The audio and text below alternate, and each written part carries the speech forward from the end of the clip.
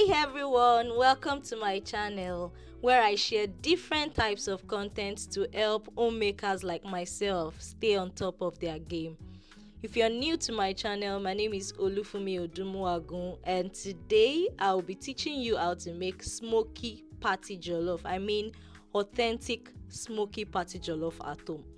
So most African children can relate with memories of your mother bringing home party jollof in takeaway plates like this, but we don't seem to be able to replicate this recipe at home. So our jollof is not that bad, but it just doesn't taste like party jollof. You are always looking for one owambe or party to attend just to be able to have a taste of party jollof.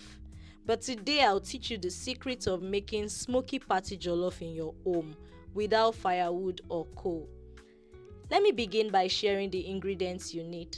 First, you need your pepper blend containing bell peppers, tomatoes, and scotch bonnet. You can boil this for a while just to reduce the water content.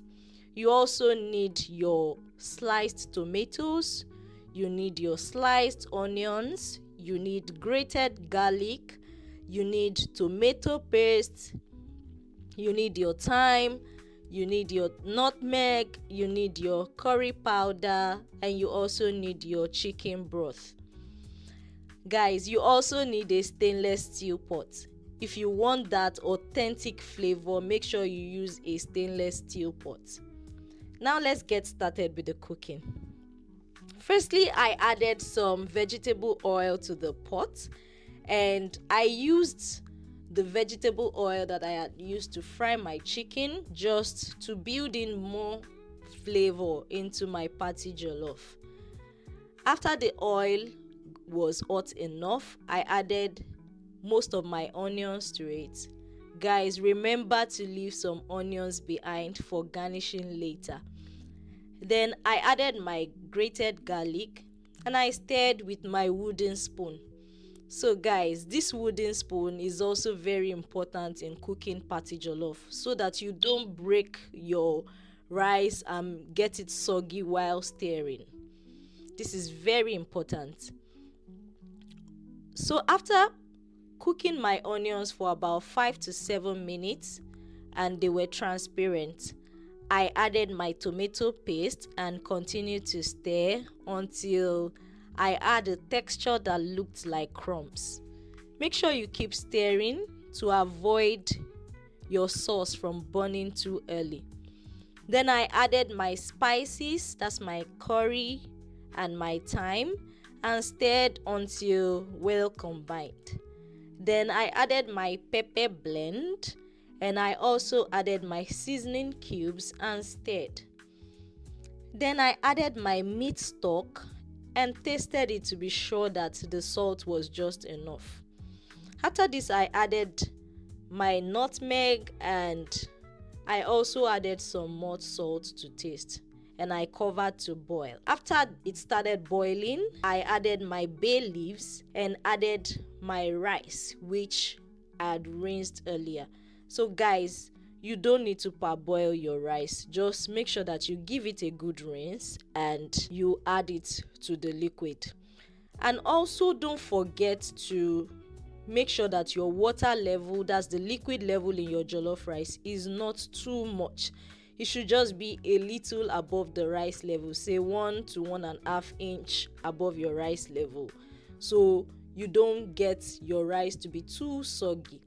So the idea is that the steam will build up and cook the rice, not necessarily the liquid. At some point, I removed the liquid just to avoid overcooking the rice and to avoid sogginess, although I later added it, but you can check your liquid level. If it's too high, remove some of it so that you don't cook your rice too much.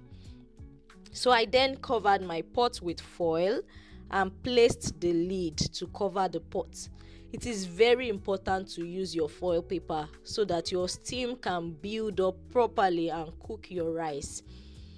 After about 15 to 20 minutes, I opened the pot and guys, look at the steam. I gave it a good stir again at this point and re-added the liquid I took out earlier and stirred it in. Then I added my sliced tomatoes, the remaining onions, and a little more liquid. Guys, you can add butter at this point if you like it. And I stirred until well combined. I covered again with foil paper and the lid. After about 10 minutes, I opened the pot and see, guys, the smokiness was building up already and the rice was burning, which is very important. Okay, if I didn't mention this earlier, I must say at this point that when cooking smoky patty jollof, you should add some extra rice because some of the rice will burn at some point, and this is very important in building the smoky flavor. So just to avoid not having enough, make sure that you add some extra 1 cup to your rice to make up for the part that will burn. And then at this point, I covered my pot again and I turned up the heat to let that smokiness build up even more. So after about 2 minutes, I was satisfied with the flavor that had built up and I gave it a final stir and tasted it. And goodness, it was so good. The aroma was irresistible. It tasted just like patty jollof and smelled just like patty jollof. So to have the party feel, you can serve this in disposable plates, add your chicken and enjoy party jollof at the comfort of your home. If you like this video, please don't forget to like my video and subscribe to my channel, and I wish you all the best. When you try this, kindly let me know how it goes and have a good day. Bye.